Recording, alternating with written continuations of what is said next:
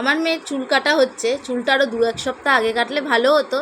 আমারও সময় হচ্ছিল না, ওরও সময় হচ্ছিল না, যাই হোক দেরি হয়ে গেল। তারপর আমি বেরিয়ে গেছিলাম বাজারে। সকালে আজকে বাজারে গেছিলাম, তো এই একটু বাজার করে নিয়ে এসেছি। এটা হচ্ছে ছেঁচি শাক, এলাম নিয়ে আসলাম। এখন খুব কলমি শাকও উঠেছে। আর এই যে লতি, বেগুন, কুমড়ো, এই যে ভেন্ডি, সব কিছু একটু কিনে নিয়ে আসলাম। এবার রান্না বসাবো। আর এই যে নিয়ে চলে এসেছে চিংড়ি মাছ। অনেক দিন আমাদের চিংড়ি হয় না। তোমরা সবাই ভালো আছো তো? ভালো থেকো, সুস্থ থেকো, সাবধানে থেকো। এগুলো আমার সব পরিষ্কার হয়ে গেছে, তাড়াতাড়ি রান্নাটা সেরে নিই। রান্নাও আমার কমপ্লিট হয়ে গেছে।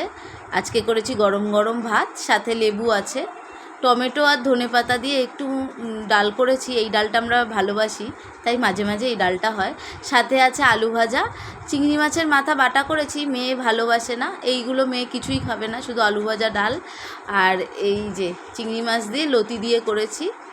আর করেছি সর্ষে পোস্ত আর কাজু বাটা দিয়ে এই চিংড়ি মাছটা। এটা মেয়ে ভালোবাসে, এটা খাবে।